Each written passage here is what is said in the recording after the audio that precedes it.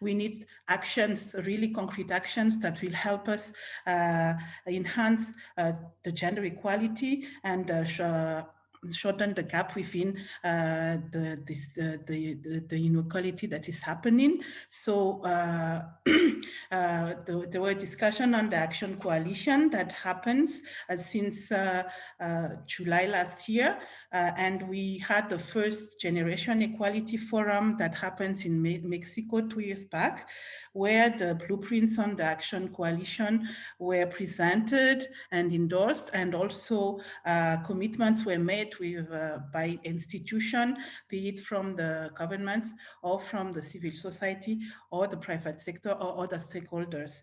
So when we are talking about action coalition, just as a reminder, there is the 6 action coalition. The first one is on gender-based violence. We have economic justice and rights. We have feminist action for climate justice. We have technology and innovation for gender equality. We have bodily autonomy and sexual and reproductive health and rights. And last but not least, we have feminist movements and leadership. So in the 6 action coalition, we wanted also to look into more in depth into them and be some more analytical to give us the opportunity how this action coalition and these commitments relates to the Agenda 2030 and how it could be used to achieve the SDG 5 on gender equality. And also one of the issues that is of relevance for us today is how women land and property rights, which was also an issue raised during the first Beijing forum by the civil society and by the grassroots movement, could be also discussed and strengthened within this action coalition. So during this session, we cannot focus on all this action coalition, but at least we will look into the economic justice and rights. We will look into the gender-based violence. We are going to look into the climate justice and the feminist movements and action with our 3 panels. Without further ado, I'm going to introduce you to Mark Wegerif, who is going to give us an overview and frame our debate today on the first 3 that I talked about, to really go more in depth on what is still needed, what recommendation, and to give you this overview so that we can discuss more in the end, with the idea that after that one, we will have Violet Chivutse, who's going to give a more grassroots perspective, and Ma Moreno will give us a more lenses on the feminist action, and they will also include the issue of just recovery from this COVID pandemic that the world is facing. So Mark, I'm giving you the floor. Thank you very much for having me and giving me a chance to share some thoughts on this topic. I hope this will help stimulate the debate. I'm going to share my screen. And because I've got a little presentation I was asked to do.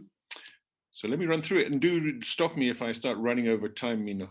Yes, I'm from University of Pretoria. Have worked a lot on women's land rights, and most of my research now focuses on food systems, but also still on land and agrarian issues. And this webinar had this sort of title here, or question: will the Generation Equality Forum deliver for women's rights? And I would say, well, if it's going to deliver for women's rights, it really needs to put forward and mobilize for some far-reaching changes in the structure of our economies, and with that, our societies.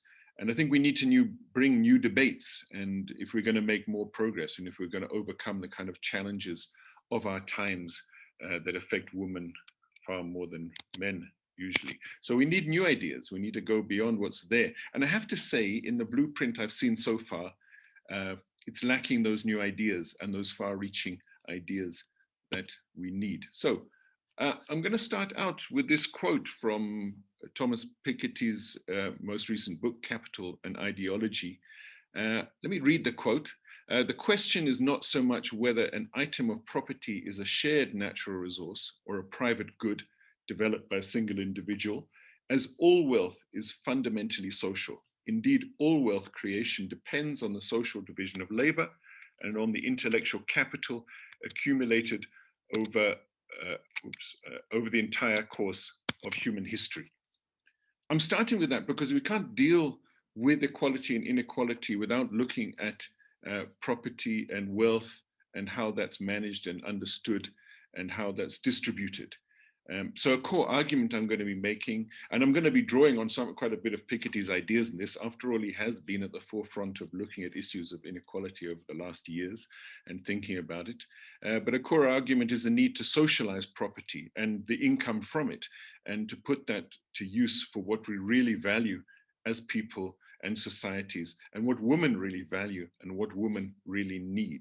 So if we reify property, if we're not willing to question and debate property and the nature of property, then we take away the possibility to subject property to the norms and values of society. So it becomes exempted from being subject, and subjected to this sort of policy debates and public debates. And what do we really want as a society? How do we want to use that wealth that is of the whole society for better outcomes, in particular for gender equal norms and gender equal outcomes. But of course, just the socialization of property doesn't mean that automatically it will be more gender equal, but it means that we can, in the institutions of governance, within our communities, in our national and international debates, we can argue for those equal opportunities and the need to create that environment for an equity of outcomes. We can make women's advancement and gender equality the norms of our society, and that can be regardless of the price of it or whether it's profitable or not. We can't subject and subsume women's rights and gender equality to property in the way that we have tended to do over the last years in this current, what Piketty refers to as a hyper-capitalist society. But I'm going to start out, well, let me first say that, of course, in a more agrarian society, the key asset, the key resource for production and the key source of wealth is land. But we have to, so we're going to start with land, and women's land rights, I believe, are essential, especially in rural areas and more agrarian societies. But of course, our society has changed, and these days, far more wealth, far more assets are held, not in land, but in investments in companies and stocks and shares and so on. So if we're going to address property today, in this world of today, then we have to go beyond land. And we have to, yes, we have to address land, but we have to address wider wealth and property issues. But let me start with land and just point out that, of course, land inequality, including the gender inequalities in land, impact on so many other things, especially for more rural societies, but in fact for the world as a whole, because land is still there and is still essential for environmental reasons, for production reasons, especially for food and so on. So it's obviously going to impact on poverty. It obviously impacts on the economy and growth in the economy. And it's been shown that actually a higher concentration of ownership of land is bad for economic growth, as well as for poverty. And then, of course, it can drive social conflict. It can undermine democracy when we see this great inequality in land holdings, where we see the landed elites, influencing far more influence than they should be on society. And it drives deforestation, and it drives climate changes. And of course, it also drives and links to gender inequalities and food insecurity. So dealing with land inequality is essential for all these areas, including for addressing gender violence. It has been seen that where women have stronger rights to land and property, they are less subject to gender violence. And of course, it's important for responding to the crisis of climate change. And this is drawn from work that myself and Arensha did for the International Land Coalition. But looking at land inequality, we have to look at it beyond just the land holdings themselves. I'm trying to use the pen here, but yeah, this axis here of small land and land value compared to large land and land value. That tends to be how we think of land inequality. But in fact, there are other factors. Obviously, the strength of rights is important, from weak rights to more secure rights. But increasingly, even if you have land and rights to land, it doesn't mean you necessarily have control over that. And we certainly see how women, because of unequal power relations within their households, also within communities, often have less control over land, even if they do have legally the same rights. And it's also about the control of the benefits of that, and whether you can have access to markets that give you a fair price for your goods. So we're increasingly finding many women farmers who they can have land and land rights. It doesn't mean they can benefit from it or use it as they would wish to. And of course, we find more women on this side of the equation and more men up here having the higher control, more land, more secure rights, and so on. But we have to go beyond thinking of land inequality only as related to the narrow land holding as well. And of course, around the world, there is a great inequality in land. These are a sort of overview figure from Lauder. And we've got about 84% of the farms in the world, and that's the blue line here, have just about 12% of the total land. And then there's just about 16% of farms over, these orange lines along here that have 88% of the land. So and of course, more women sitting at this side amongst the small farmers and more men sitting at this side amongst the large farmers. But this is a global average. In many of our countries, like South Africa and Colombia is another extreme example, we see far higher levels of inequality in land holding, where in some countries, up to half the land being held by only about 1% of the population. This, of course, means some people are trying to make do with far less land.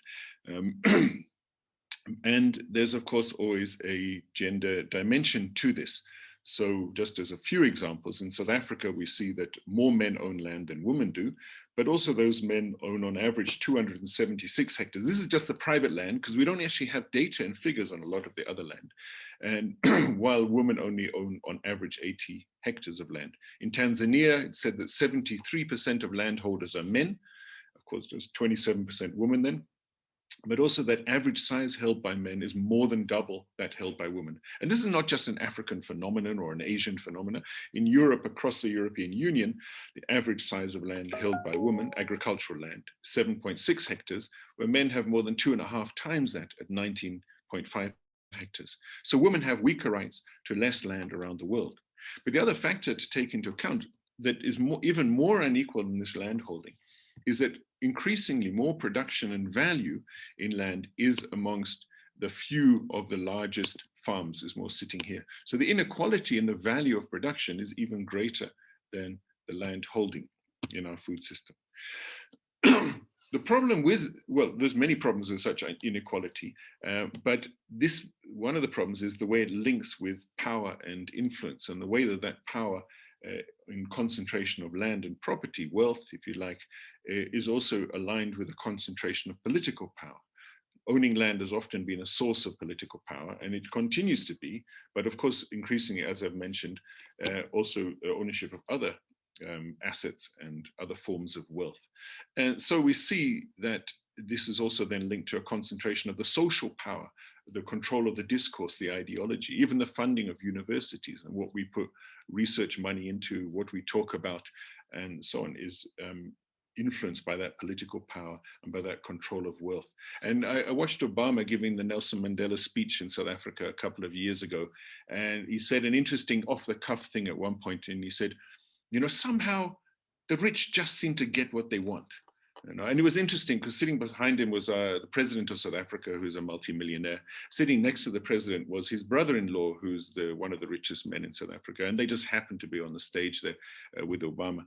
So even beyond the corruption that we often talk about, the rich just somehow seem to get their way in all sorts of ways we don't have time to unpack now. And of course, this power and inequality, and power is central to it, especially for women, works from the household level, as I've noted down here, to the community, to the national and international levels. We have to address women's empowerment and transformation of gender relations at all those levels if we are going to be successful. So just an example of what has happened over the last years, and this is since Beijing. This concentration of control, not just over land, but over the whole food system, agri-food system, has increased and increased dramatically. So just one example, I don't know how many of you heard about 3G Capital, if you've ever heard of that company. And well, anyway, it's a small investment group owned by about 5 men, of course, all billionaires and the top 100 richest people in the world. So you might not have heard of 3G, and you probably also haven't heard of Restaurant Brands International, which they own, but you've probably heard of Burger King. So in 2010, their company, Restaurant Brands International, bought Burger King, which of course is one of the second biggest burger company in the world, about 18,000 stores in more than 100 countries. But they don't just own Burger King. In 2012, they bought Tim Hortons, a big Canadian chain. 2017, a big fast food chain in the US, Popeyes. And they also bought a lot of other things. A few years ago, AB InBev was the biggest brewer in the world, and SAB Miller was the second biggest. So, but these guys, and there's a dotted line because they don't own them as a company, but the same 5 guys are the biggest shareholders in AB InBev. These 2 largest brewers in the world were amalgamated into an unbelievably large AB InBev in 2015. Just notice the time frame as well. I mean, this is all recent. It's all since Beijing. There was a large concentration of corporate ownership, you know, in 2000, 20 years ago, 21 years ago, but it's accelerated rapidly. Some of you will have heard of, oops, I'm going the wrong way on that, of the company Kraft and Heinz. These were 2 food companies. They were both amongst the largest food companies in the world, but they were amalgamated in 2015 to form Kraft Heinz, also owned by 3G Capital, along with another very rich man, Warren Buffett and his Berkshire Hathaway. So, of course, we see women at the top of, so we don't see women at the top of this pile. We see a few very rich men. And I mean, for me, it's a mind-boggling amount of power they have. All of these companies are enormous buyers of agricultural produce. You know, from the hops, barley, increasingly also maize, even cassava and so on that goes into brewing, to all the ingredients that go into Kraft Heinz products, to all the, you know, the meat and the bread, the wheat and everything going into the products of Burger King and others. So these are enormous global buyers, and they have no particular interest in any country. They will look for the best deal wherever they can get it, and they move goods around the world and interchangeably between their companies as well.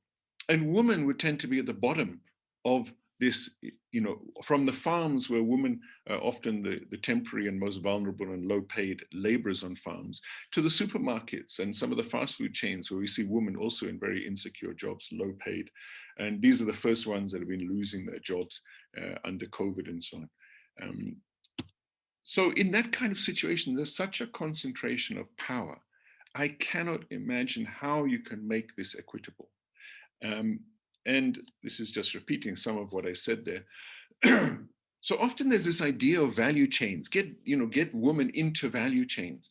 But I would strongly argue against that and say that's an adverse incorporation. Women in such value chains of this kind of corporate structure are almost always at the bottom. And many are even excluded as well. So the poorest are even excluded. A few get in and maybe a few benefit a bit. But the power imbalance is so enormous that they would always tend to be at the bottom. And there's, even when these companies talk about doing good or helping the environment or social benefits and so on, there's always a bottom line. And I've been in the discussions with them. I've sat with the Nestle's and so on, and they talk nicely until it always comes to there's a bottom line. There must be profit. There must be, a gain and profit for shareholders and investment. So there's always a limit to that. Thanks to someone drawing on there, good. There are other food systems. There are territorial and local markets, people's markets or public markets around the world, which actually still supply more food to most people in the world. And women often carve out a strong space in these markets. So we do have alternatives. There are other ways through which many people do get and eat food, and through which many women get jobs. I was talking to a PhD student I've got studying markets in Huairou, and he was saying about 90% of the retailers and wholesalers in the biggest market in that city are women. And that's just an example of what we see in many other places. So I would argue that where women have carved out their space, these are the spaces we need to build on. So I definitely argue, and we have this food summit coming up, International Food Summit. Hopefully it looks for sustainable food systems. I would strongly argue that we need sustainable and regenerative food systems, not a value chains approach. And this, because with such an approach, with a sustainable and regenerative food system, then it's not just looking at the economic impacts. You must look at the social impacts, the environmental impacts, not just the economic linear relations of supply.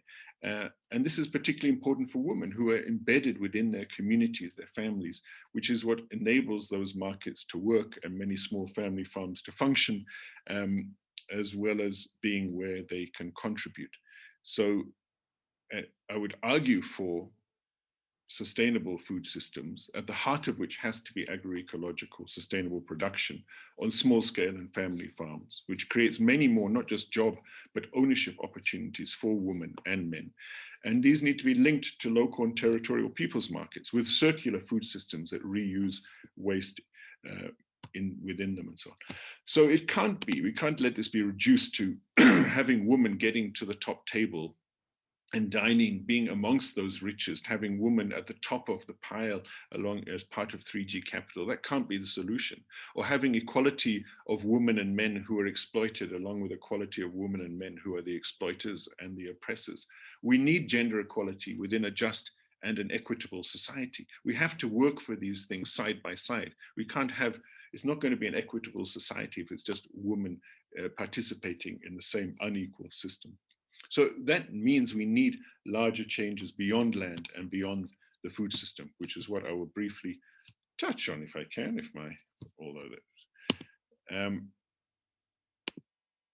so a few things. We know there's massive inequality increasing in the world. This is the USA. There was quite a greater relative level of equality up to about the 80s. So in this social democratic era, North America and Europe, we saw increases in productivity and increases in social spending that rolled out education and healthcare for far more people and kept things relatively equitable. This graph shows us here in the red line the proportion of national income, the percentage of national income going to the top 1%. And here we have the proportion going to the bottom 50%. So in the USA, we have this stark change where with liberalization and globalization from the early 1980s, we see this massive increase to, of more than doubling of the proportion of income going to the top 1%, while the proportion going to the bottom 50% just dropped. And we see a similar thing around the world, where the wealth of the top 10% has grown and grown much quicker, especially since around 1980, and what has gone to the poorest 90% has stagnated. And that leaves us in a situation where a lot of people don't see a future for themselves and their children in an increasingly unequal world where things are not getting better for the majority. And it leaves in this graph, sorry if it's a bit complex, but what this is showing is the relationship between private wealth and public wealth. And you can see here, private capital up to top. Someone is drawing on the screen. If they could stop that, that would be nice. I appreciate participation, but maybe not right now. So private capital has increased. This goes from 1970. So for example, just to follow one line, the UK private capital was about 300% of national income per year. And then it's gone up and up in the UK, so it's doubled to more than 600% of national income. Meanwhile, in the UK, the orange line, public wealth here at least was over 100% of national income. And now it's negative. Now the state owes more than it has. It has less wealth. It's in the red, if you like.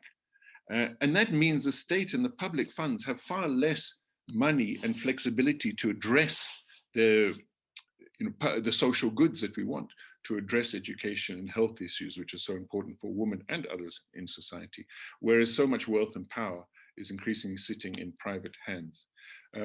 And I won't go into all of this because of time, but the big danger we're seeing now with the globalization, the global movement of capital, we haven't followed that with global regulation. And now we're seeing this fiscal race to the bottom, where countries are competing to attract the richest and the corporations with lower tax levels.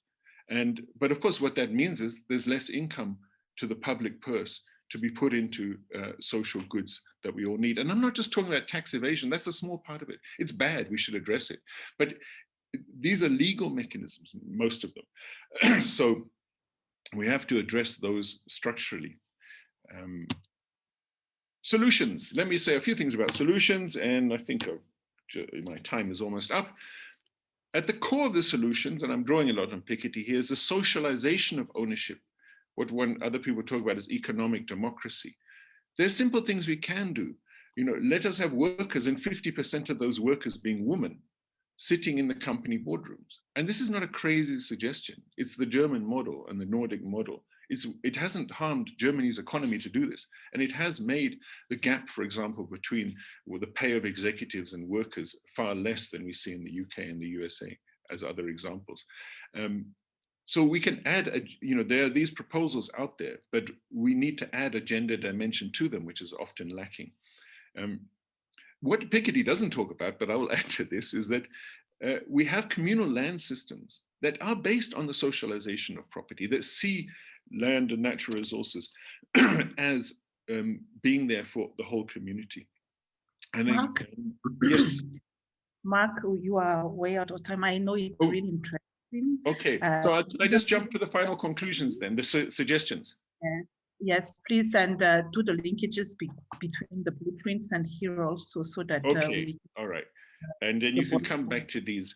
And all right, so I will, yes. So, and this notion of temporary ownership is very important to grapple with. I can discuss it more if you have questions, but it would rely on steeply progressive annual wealth taxes and inheritance taxes, which then get redistributed through an endowment to all young people, of course, all young women and men. So it wouldn't rely on individuals giving more or less to men or women. This can be a social decision that we will give this wealth endowment to all.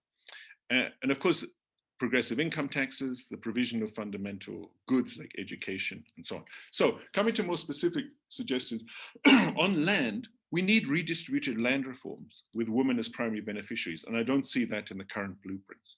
We need to strengthen communal land rights and the decommodification of land and natural resources. Again, I don't see that in the blueprints. The solution is not just giving women those title deeds and so on. It is also backing communal forms. And just to note an example, Botswana went at independence, 48% of its land was communal. It's increased that to 78%. And young Botswana can go and apply to their land board, which follows customary systems, but has broken away from sort of male-dominated hereditary systems, and apply for land, even if they're not rich. So this is also, and Botswana is doing quite well. It's one of the better, wealthier countries in Africa per person. We need agroecological primary production by small-scale farmers. Again, I don't see that in the blueprint being emphasized. And we need to support territorial markets. These are where women already dominate. And so let's build on that. And as part of circular food systems, as I've mentioned. And instead of talking about such local and territorial markets, what we see in the blueprint is this talk of incorporation into what would end up being corporate value chains, which I think is the completely wrong direction to be going. And we see women now under COVID, they're the ones who've lost the jobs at the bottom end of those value chains. And they're the smaller farmers with the worst negotiating positions in those chains. Very important is that we need data, and we need gender data gathering on women's land rights and all assets. And data we gather at the moment, a lot of it's household surveys, but those rely on one person in the household reporting for others. We need self-reporting. It seems a small technical issue, but if we can't pick up intra-household differences, we can't see gender differences in the household, and we need to do that across all of our social data. And this is the last one. We need international collaboration in gathering and sharing this. So we have to go international. We need the steeply progressive wealth taxes, and we can put that in the blueprint. It's not there at the moment. We cannot get more equal gender relations if we don't address these other inequalities. And why not a wealth endowment for every woman when they're 25? Let's explore those options. Income taxes and the provision of fundamental goods, education, including right up to tertiary education, including that. And these solutions have to be debated. We need open, transparent debate at the international level by elected, accountable representatives, not just behind closed doors, leaders cutting deals as we currently see. None of this is going to happen without feminist organization mobilizing for these demands. But I would argue strongly they have to mobilize along with other movements, workers, peasants, farmers, landless. And I see that lacking in the current blueprint. We're not going to succeed in the changes, the fundamental changes we need, if we're only arguing the case of women alone without linking it to the wider struggles around the world. This last one I'll leave here for you to read for yourselves. Sorry about going over time. Thank you very much, Mark. I think it was really important for us to understand where come the inequalities we want to address and talk about equality. So I think it was really important to have your presentation, and you give us a lot of food for thoughts. I will give the opportunity for everyone to ask questions. Keep your question in mind, but I will hand over to Violet directly, who will give us a more concrete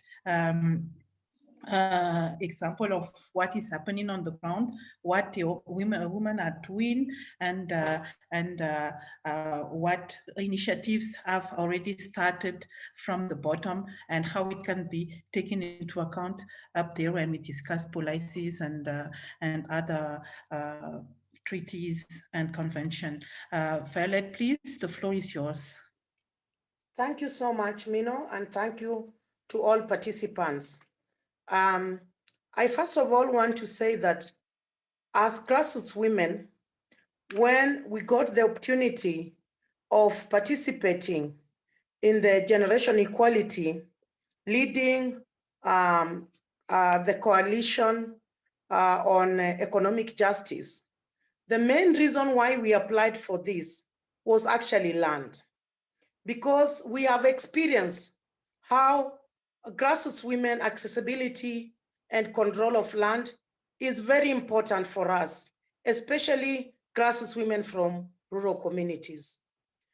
The main reason why we participated was to shape the narrative on why access to land is important for grassroots women, and even show the experience of how grassroots women are advancing livelihood, are also advancing food security, and really growing and even organizing as farmers to be able to build their capacities to run the local organizations because of accessibility to land.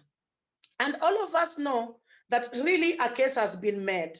When we look at that picture, the first one, this is a photograph of women from the lake region, where there has been a big problem where women go to the lake to get fish for livelihood. And fish is not consistent most of the time of the year. There have been so many problems on how women's rights are violated at the lake when they are going to get fish.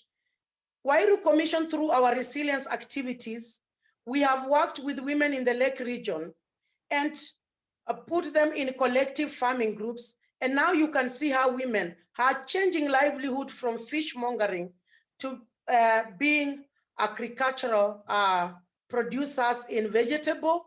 And another, Mino, show the next picture that has a woman with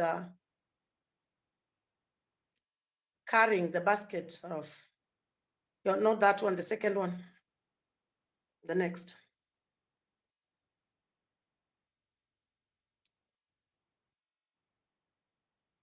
So I'll just speak to that, Mino, as you bring the other one.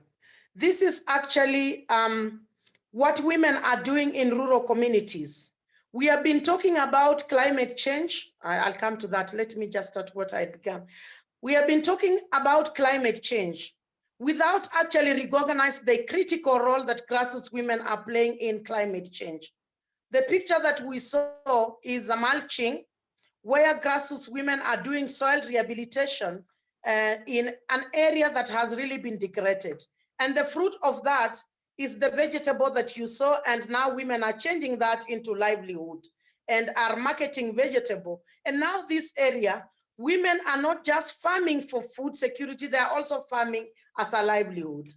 We also have, so that's already, This is a picture in Kakamega, where we have the big tropical forest that has been encroached.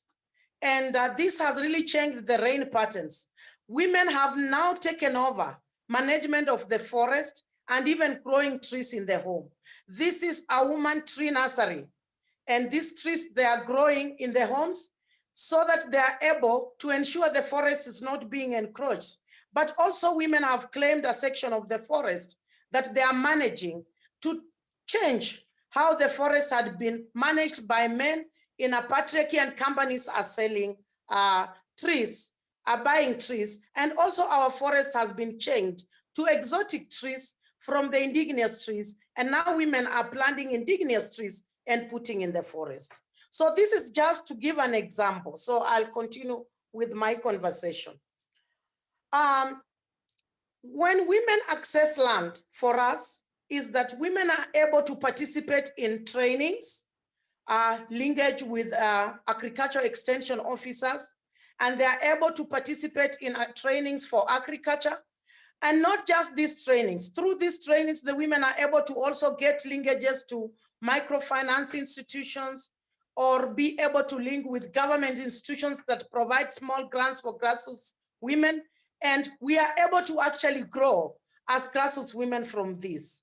The other thing that grassroots women are doing, when women are accessing land, issues of cultural things around women should not plant trees. You can see women are leading by planting trees and even working as a collective to plant trees, which changes the retrogressive culture.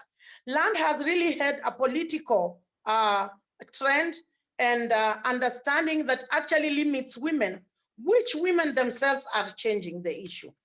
I want to position how COVID, when COVID struck the community, what grassroots women began to do. The first thing is, during the lockdown, we realized that it was going to be very impossible for us to sell fresh produce in the market because the markets were closed.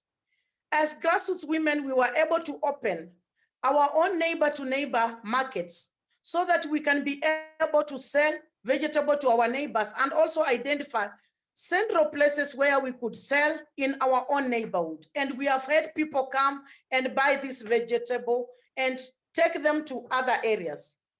As grassroots women, we also realized the importance that as much as we are talking about wash your hands and all these things, it revolves around how women are accessing water.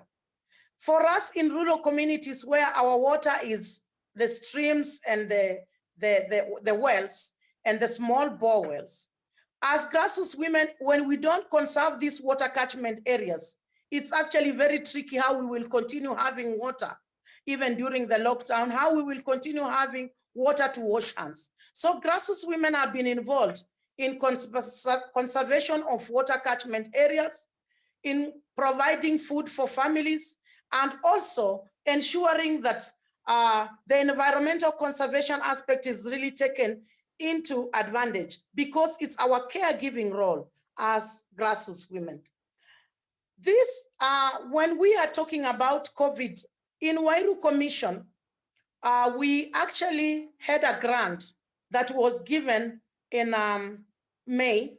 We decided to roll out a grant.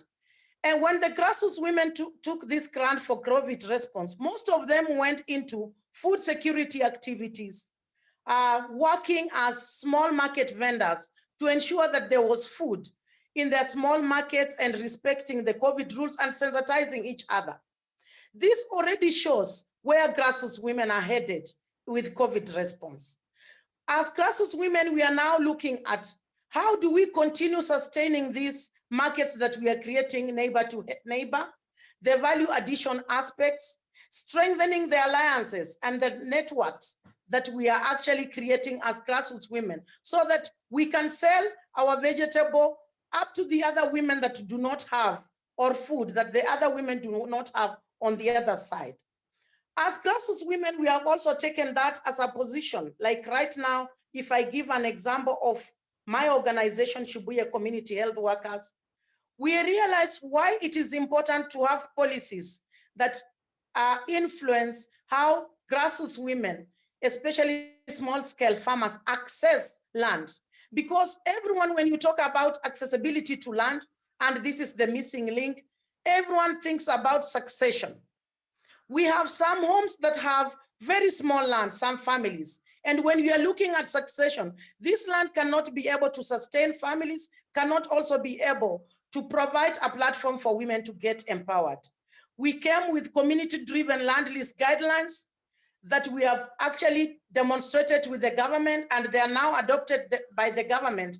And now we are developing this as a policy for the county to adopt so that the grassroots women small-scale farmers can continue accessing land through land leasing without conflicts in a more mainstreamed way. And this has now already been adopted by the government, and the government is now moving with it. We have had gaps in how people discuss how grassroots women cannot be able to influence policy. Grassroots women innovations can actually qualify to become policy discussions or show what kind of policies and guidelines and processes that we need to have to enable accessibility to land, to enable conservation of the environment, conservation of soil. We again have another policy that the grassroots women started influencing at the national level.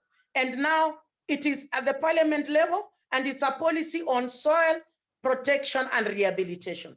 We didn't have this policy until the grassroots women started working on climate change through our resilience activities, and we realized the importance of having a policy on soil rehabilitation and protection because of the different activities that are going on in our community.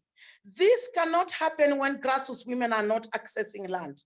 The first platform is enabling grassroots women to access and control land so that you can be able to get involved in and participate in climate change activities. So when we look at the generation equality, I participate in many of these activities, and just like Mark has said, tying these notes together to show why land is important in the discussion of feminist movement, why land is important in the discussion in climate change, why land is important in the discussion of economic justice has become a platform. Sometimes when we are discussing, we are told this will go to social protection, or this should go where?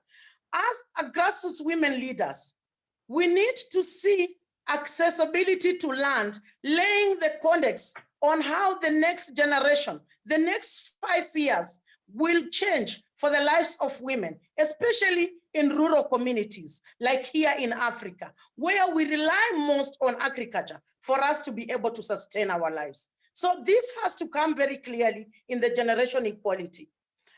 We are leading the access to productive assets as Huairou Commission, and we have been really writing in the blueprint, and sometimes you find a lot of discussion and arguments around accessibility to land. Sometimes you find a lot of discussions that do not show what informal work really means for women in the market vendors who need to access places where they need to sell their produce from. So the generation equality has to really bring the strong voices of grassroots women, the strong voices of people that have worked on land and accessibility to land, to support in sharing and making the narrative of what the next 5 years of women is going to look and how women's life is going to change from that perspective. So I just want to say that for us, when we are tracking areas that may actually be of importance for us to look at during this generation equality, we have opportunities, for example, on access to property and land in SDG 2, SDG 10, we have SDG 11, SDG 13, and 15. And even in SDG about poverty, we can still put in land accessibility to land because we know how women who access land are likely to get out of poverty with these institutions that are being created, with the funds that are being developed in countries. This can actually be a platform to get out of poverty. Thank you so much. Thank you very much, Violet, for the very inspiring presentation that you did. I think it's really what you're saying. It's really important to enhance grassroots organizing for them also to be part of the debate, for the discussion, I think that you put the highlights on the importance of looking into women, land, and property rights in achieving the goals and in achieving equality, and maybe shifting the power imbalance that Mark were talking about earlier on. But again, if you have questions, keep in mind that we still have time after the last presentation. We thought that it was really important to have this discussion today because the next Generation Equality Forum will happen at the end of June. And will be hosted by the French government. So it was the right moment here to talk about this, and so that we can bring in our inputs. And then now I'm going to hand over to Ma Moreno to talk about the feminist future and how a just recovery from this COVID pandemic should be seen. So Ma, please, the floor is yours. Hello, thank you very much, Mino, and thank you to all participants. We had the question about if generation equality can make a difference, but I think these debates, these conversations make a difference as well and help us to understand a lot the other realities and the work from other perspectives. I would like to share with you some of the reflections that we are doing in Oxfam, and regarding the generation equality, but at the point that is happening now, that is not business as usual. In this pandemic, we are seeing that economic inequality is growing. We have seen as well the graphics from Mark. There are a lot of organizations that have spoken about those inequalities in different spaces, but at the same time, there is a shrinking of the civic spaces, and that is affecting as well women organizations. Women's rights and the gender equality agenda cannot go forward without strong women organizations. And I would like to share with you a rapid global survey that Oxfam did 8 months after the lockdowns and the pandemic started, and they are really telling about the situation of women organizations now. We have seen that there have been, of course, health consequences and economic consequences, and that, but as well, there have been political consequences, and there are a lot of governments that have overreached the measures to address the pandemic. There have been a lot of different forms of violence that have increased. We have heard during last year a lot about racial violence and racialized violence, and how poor communities have been brutalized in many countries by the police and other actors. we have seen how there have been measures against foreign funding that affect civil society and women organizations. We have seen that there have been an attack on civic spaces, and women have felt increasingly out of the table and out of the decision making. It is vital for women organizations as well to be part of this political response and defending the presence in the political space. In our global survey to 220 women rights organizations, we got that women organizations were facing very severe issues with funding and resourcing, very severe obstacles to be at decision-making spaces, operational challenges. They couldn't reach offices. A lot of women and women organizations were not prepared technologically to respond to these rapid changes. And there have been mental and social impacts because, of course, the pandemic had a lot of gender and intersectional consequences, in particular for women in poverty, rural women, disabled women. There have been an increase in gender-based violence. There have been a lack of access to reproductive health. There have been more women losing income and being affected by the loss of income due to the pandemic.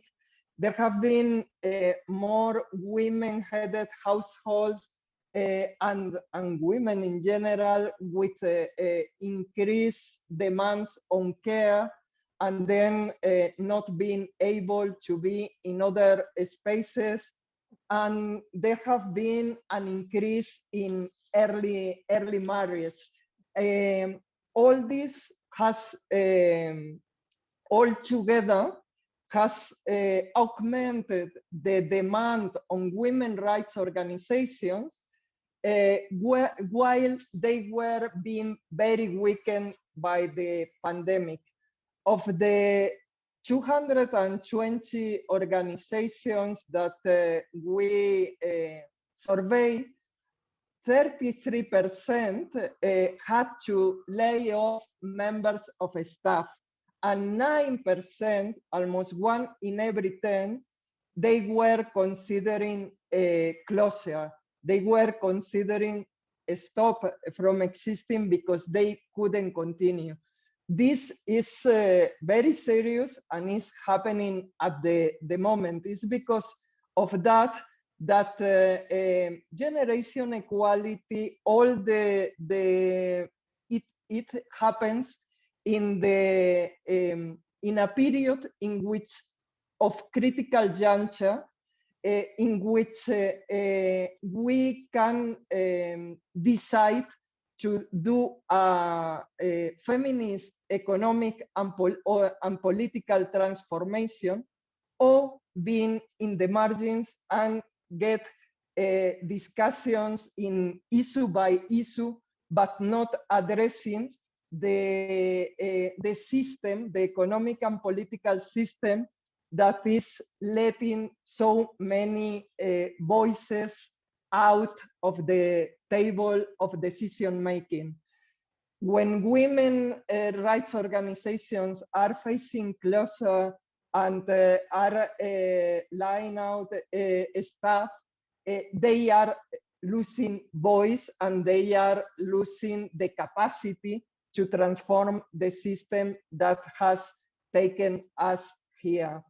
In that sense, we think that, of course, it is necessary to be in generation equality, that all the issues discussed in each one of the action coalitions are key, but we think that women organizations and feminist organizations working with progressive actors need as well to go further than issue by issue, rethinking a full transformation in this political and economic system that is genderized, that is racialized, that it is informed by class, and that is as well in making a lot of societies more violent and more unhappy. We are thinking that next year, well, this year as well, we need to continue working on economic transformation, on climate justice, very linked to the land issues that have been discussed, and as well thinking about all the global spaces that are happening. In August, the World Economic Forum will take place in Singapore. There must be feminist convenings with capacity to proposal for these global gatherings. In the COP, the climate justice is going to be discussed in December. This is a big issue for feminist organizations. Now there is a big discussion about the vaccine and intellectual property. This is a feminist issue, and from an intersectional feminist perspective, women organizations need to be there. We have started thinking about its working process, and it's a work that we would like to do collectively and with partners on what will be the feminist future that we propose from a feminist perspective.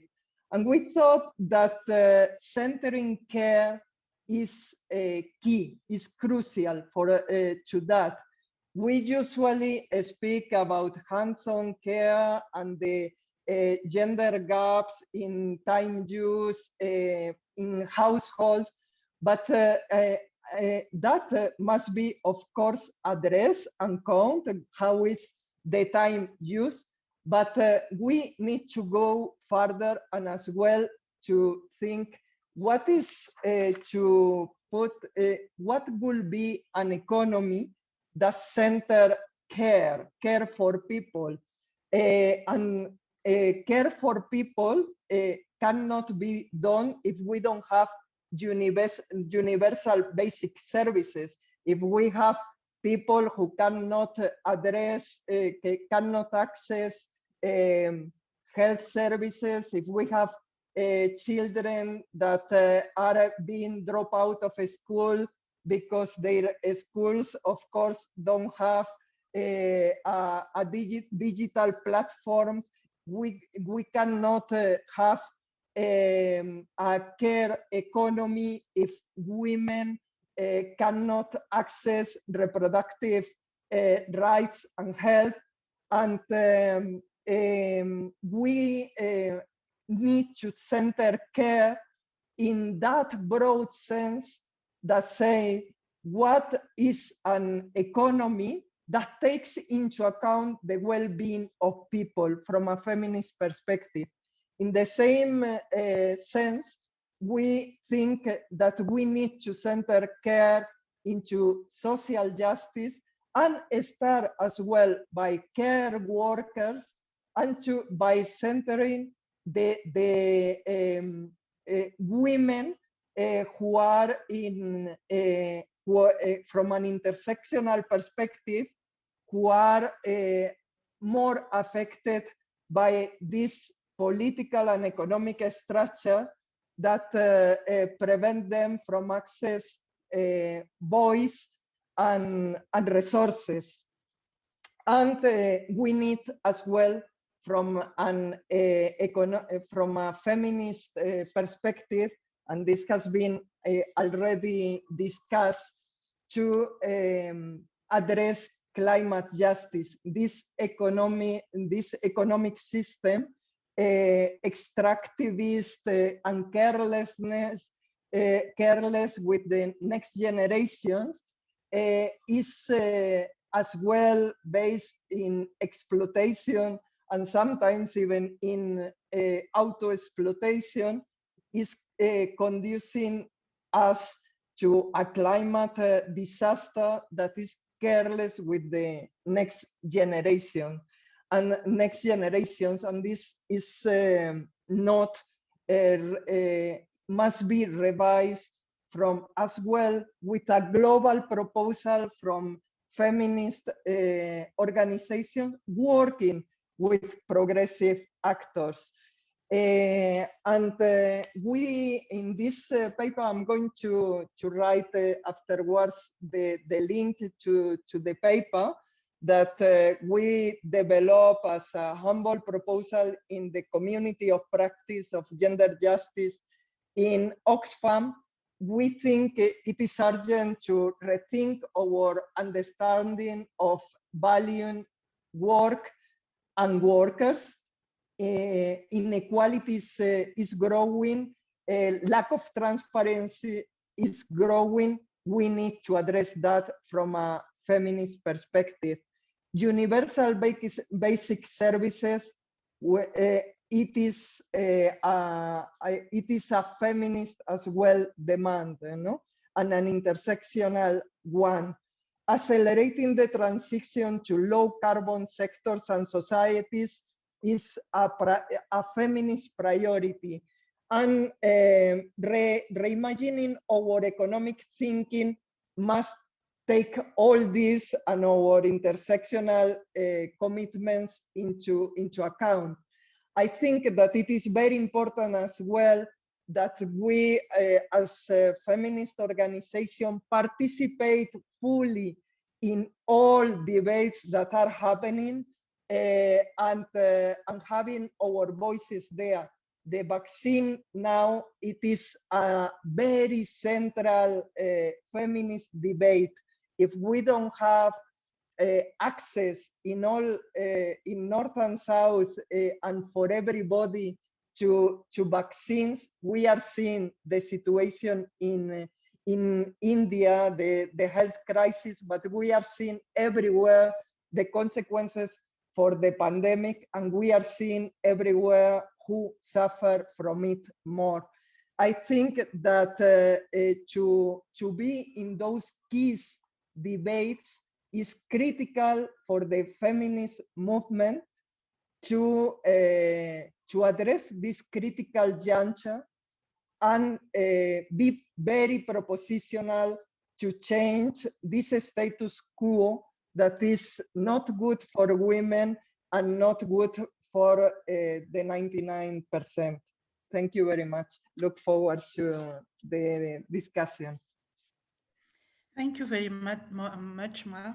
I think you really put some of the issues that we are facing now within the women's movement, and as we are really needed for now, that's when we don't have the means to support those that are in needs. And I think what Violet was saying, that the first frontline defenders are the women on the ground, although they are not that much considered. And what we're saying is also, and which is also said by Mark and by Violet, we cannot work in silos within the Action Coalition because I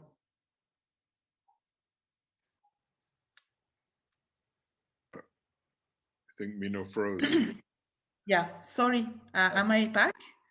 Yes, you are Yes, back. Yeah, Welcome.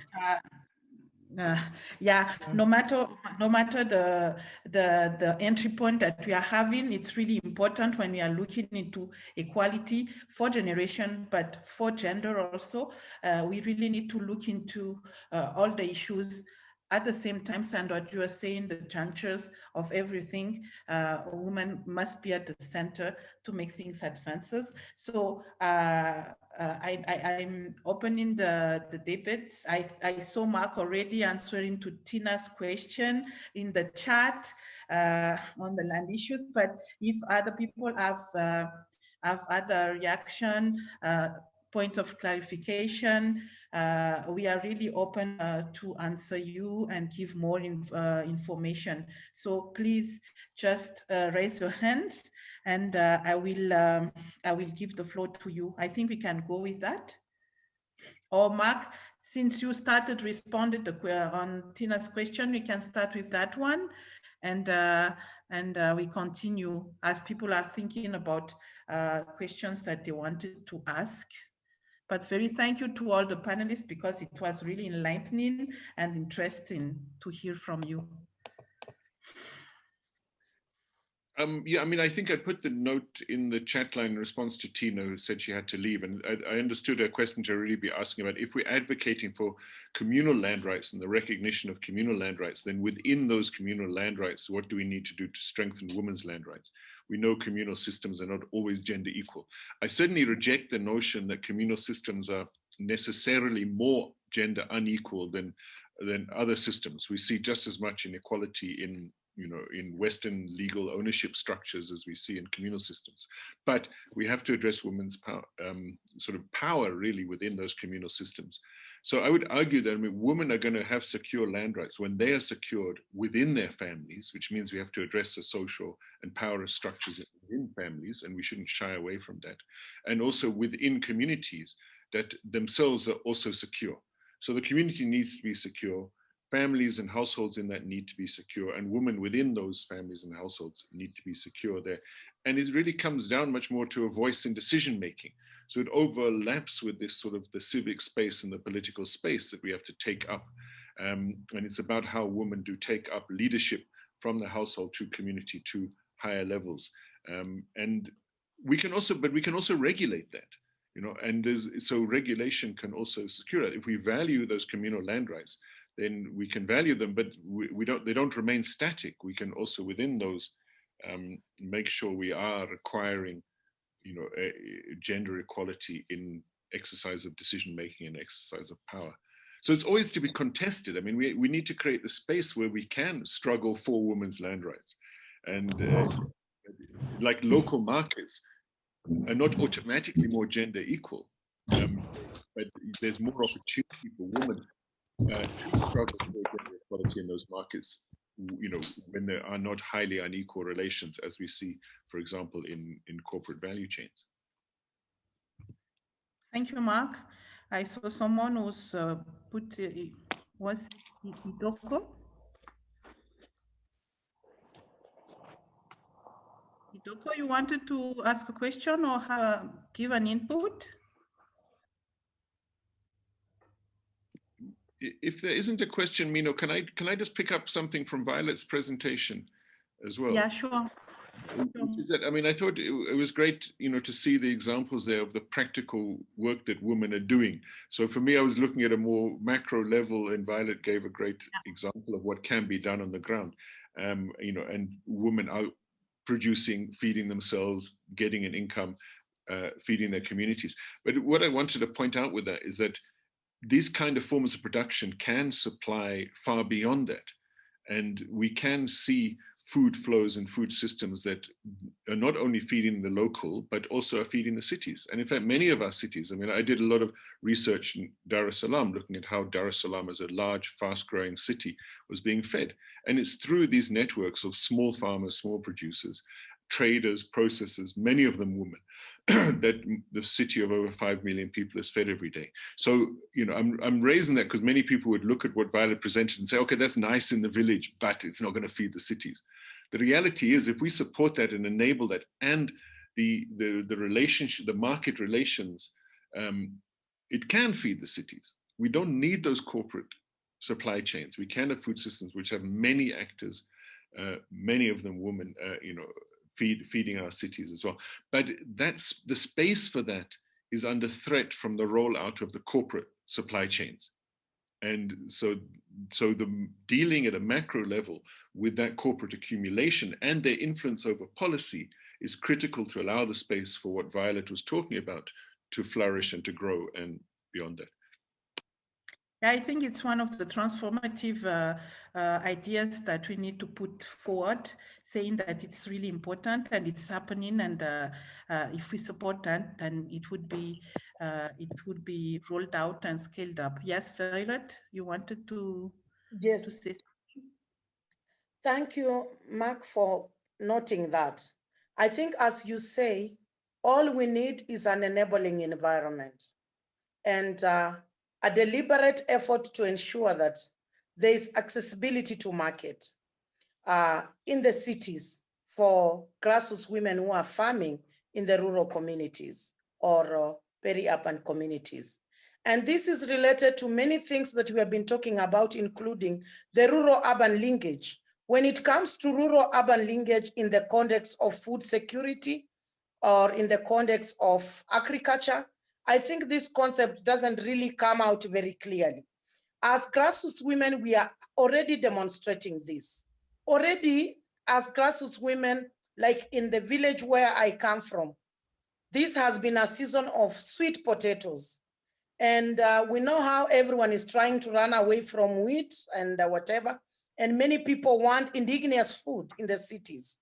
So we have a collection center where we put sweet potatoes, and then these sweet potatoes are transported to Nairobi, and it's working very well because the grassroots women right now, what we did during COVID to increase the capacity to organize was that we used our resilience funds to purchase smartphones.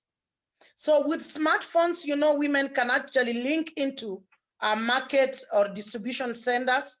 They can speak to each other. They can speak to people who are selling fresh farm produce in the city. And this has gone very well. So even with the lockdown, if you see buses or lorries that are coming from the rural, they are not actually carrying passengers. In fact, there is a day I saw a whole bus was carrying sukuma wiki, Mark, you know that, the common one in Kenya that Mino doesn't like. All of them had put on the chairs of the buses and they were transporting them to Nairobi. So this is going on already. But it is in small contexts. It doesn't have policies that guide. So if this food reaches the city and you don't sell everything, then it's likely to rot because on the other side, they are not prepared to receive this amount of food and put it in coolers. So we need an enabling environment where these networks, that's why I talked about networks and alliances between women farmers and the women in the vendors in the city or towns who are in markets. What kind of facility is needed on the other side?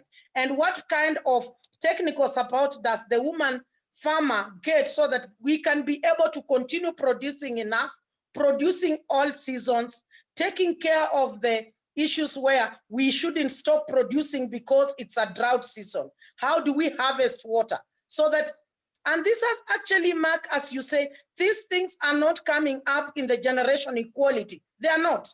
Everyone is just lumping things and writing blueprints, and professionalism is dominating than the practical, than listening from the grassroots and taking a blueprint that actually demonstrates what is already working, what innovations are coming out. So my worry is we may actually end up with blueprints that are not going to serve the grassroots women, because they will serve researchers, they will serve professionalism that will write books, but the real work that is happening is not being tapped into this blueprint. Thank you. So I think it's a call for the Mark and the other people at the university to just do some research on what the grassroots women are doing so that it could be also included. It's just a joke. Hidoko, you wanted to say something? Please, the floor is yours.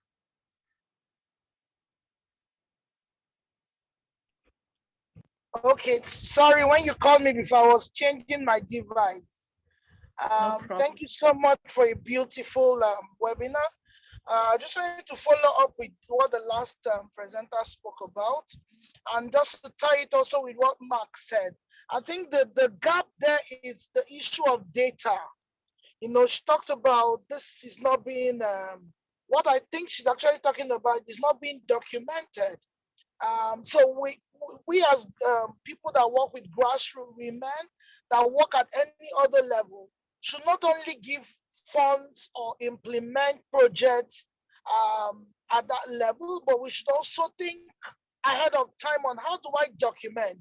Even if you go to regional and international alliances and do regional and international advocacies, you need this data. The data compiled from all these best practices that Juliet shared about, I think is very important that just the way we put our foot forward to implement projects, we should also insist on documenting them so that we use them for future advocacies, for future, for measuring where we are. Like a whole lot of things happened with the COVID-19 adaptations and resilience around women, economic security and justice that hasn't been documented, except when we come to webinars like this, then we hear about them. Where else can we post them? Do we have, for example, observatories where we can, you know, these grassroots NGOs can document and post these best practices for the future? I think that's what I actually wanted to talk about. Thank you very much, Idoko.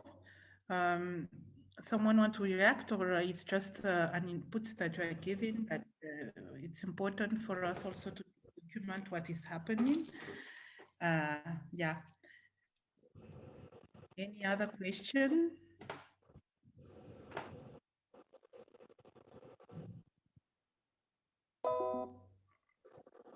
I don't want to dominate if there are questions, but if there aren't, we can fill the time. So any question that comes up, but I just thought also when I was listening to Moreno, yeah, I mean, the inequality I'm talking about is related to this closing of space. As I'm sure you see, these are intertwined.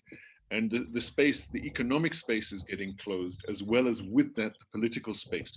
So we have to join these struggles of opening up the space, and it's interconnected. We at the moment, I see us in a kind of negative spiral of a closing space and a concentration of economic and political power that is reinforcing. Somehow we have to turn that around, and we have to build the organization to open up the space. But to do that sustainably and effectively, that organization has to challenge these inequalities head on. You know, inequalities for women, which we can't separate from the other wider inequalities, as Moreno was also saying. And I think we need practical suggestions. I mean, the centering care is good, but it has to be put into practice, you know, practically, which includes that we need mechanisms to mobilize the resources for that. So part of what I was trying to point out is that our states are being more and more denied the resources they need. Even, I mean, we have a struggle with our states to make them function in our interests, but even when we can, they're being denied the resources necessary. And part of that is because of the weakness of the national state in relation to global economic players. So we have to call for and push for, and this would be the sort of forum that's international where we need to, where we need to push for, you know, international solutions. Even if you won't have every country on board, but get some countries on board who are agreeing to sharing the data on wealth and assets between them, to common wealth and property taxes that have to be highly progressive, you know, taxing the richer more than the poorer. So I think we need to push for some of that extension of dysregulation and taxation to be international in order to generate the resources we need for that sort of centering of care that you're talking about. And I think we can put those things, those are completely absent in the current blueprint that I've seen. So we should be pushing for those kind of things. Otherwise, then my fear is that we have nice ideas like centering care and you know the kind of suggestions I saw around empowering women, but there's no concrete actions behind them, and there's no plan of how you mobilize the resources to support that, you know. If I may, Yes, very yes. briefly, But we have, yes. I think that there are different groups working on centering care in different ways. No? If we look at the economy for the common goods, common good is a way of centering care and measuring it. But perhaps the more concrete example with a gender perspective, it is the women budget group that worked with feminist organizations across mainly in UK, but has very interesting proposals, including these issues from what it means public services and access to quality public services from an economy that centers care. From an economy that centers care, what does it has a place GDP? If we don't want GDP and it's not anymore relevant for the model economical, social, political that we want, what are the alternatives? And really, I was very impressed with the proposals as well from Violet.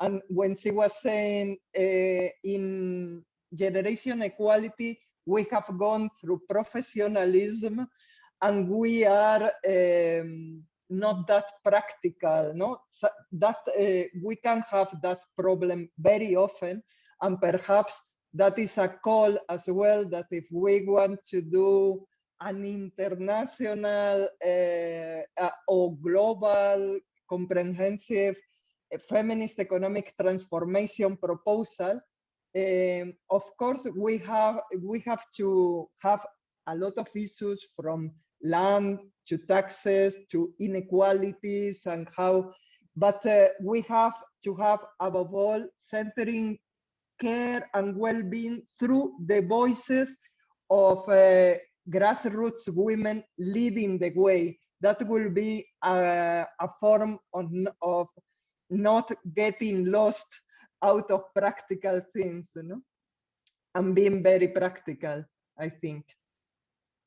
But of course, it's a work in progress, and I think that it needs collective intelligence and synergies of people who are in different continents, in different sectors, and have different perspectives. Yeah, thank you, Ma. I think that we have still some time. There is a question from Ellie Brown here. She's asking, by ignoring the SDGs and inviting corporations to make game-changing commitments for change without naming corporate power and extractive capitalism, isn't the generation equality initiative also distracting and depolarizing global efforts toward genuine equality? She would love to have your words on this, and I think we can close with that. So I'll give 2 minutes each. Since you are on, Mar, you can start. If you can give the floor to someone else, sorry. Yeah, sure. Mark? Okay, thank you very much. I was answering Emily in the chat line, so I can, but I fully agree with Emily. I also answered the other point in the chat line, which in a way is related from Milka, I think. I mean, it's how do we influence? And it's a big challenge, but I think we have to still have faith in in people's organization and ability to push for change. But I think we have to put concrete suggestions on the table. We have to change the narrative and the discourse if we're going to also be able to change the politics and the outcomes and the policies at the end of the day. And that's why I started my presentation, challenging the very notion we're having around property at the moment. We have to get beyond that in order to then be able to say, how do we then use our wealth, which must be seen ultimately at the end of the day the wealth of all of us for the kind of common goods that we want, where we need to then foreground women and their needs. And if there's one positive thing out of the COVID that we could try and build on maybe is that in so many ways we have gone beyond counting the costs of the interventions and saying it all has to work for a profit. There is a sense that we can see in this, that with something like this, we are all in this together and we need common solutions. And governments have taken many actions that were not in their short-term economic interest, but more for the social good. So not all perfect, but let's build on that and push forward different answers. And for Emily, I'll click send on my message just now, but I would agree with what you're questioning. I don't see a transformative approach in the current blueprint. It avoids power, it avoids critiquing the current sort of hyper-capitalist system and the inequality it's driving. It avoids even talking strongly about the closing political space, that Marina was talking about. If it's going to be useful, it has to change and foreground those kind of issues. Thanks. Thank you, Mark. Violet, you want to say something on this? Yeah, not a lot. I just agree with everyone that we are in this together. And the more we caucus, the more we speak to each other, and especially listen to the expertise in quotes. Those are the grassroots who are living the struggles and bringing solutions from the struggles that they are living to be able to actually determine how the generation equality blueprint would look like. I think we will be lost. So I agree with everyone that we should recognize each one, and we should recognize different expertise. We should recognize the diversity of women as we develop these blueprints, because we have gained. We have some gains actually we can record that have come from the struggles and the collaboration that we have had, and like-minded partners working together, and even international NGOs that have worked with grassroots women. We don't want to lose these gains in the context of developing these blueprints. We want to build on these gains and be able to drive this agenda further and ensure there's accountability, and how even we are sharing resources to drive this agenda is actually very important. Thank you so much. Thank you, Violet. And the last words to you, Mark. I think, Yes. yeah. Now I know that we are a bit over time. Really completely agreeing, and I see that we are very aligned that these dialogues and these synergies are very important, and that we look what we bring all at the table are very important. I will just finalize by saying that perhaps if political aspects are not enough visible at the at generation equality, is as well in part a call of attention for women organizations and feminist organizations.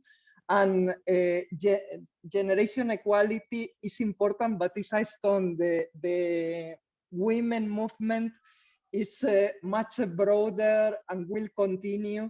And perhaps we need to concentrate in regain this political proposal for transformation, and unleash as well the imagination from this economic and political system that in which our proposals, even if they are important, are very partial. Thank you. Thank you, Ma. So I want to thank everyone for staying with us till the end. I think it was a very interesting discussion. I think we need to continue, because even though the blueprint is approved, the space is still here for us to discuss and to move, as we are saying. The space is shrinking for civil society and movements, be it feminist movements, be it grassroots movements. So I think it's really important for us to continue to raise our voice, to really shorten this gap of inequality that is really huge. Thanks, Mark, for pointing it out. I'm now being depressed for my weekend. Yeah, so thank you all, and we will give you feedback. And I think this discussion that we have, we in Huairou Commission, at least we will try to bring it to the Action Coalition discussion. We cannot promise that it will be taken up upon, but we can move something forward. So thank you all, and see you next time. Bye. Bye. Bye, all. Bye. Thanks for joining. Ciao.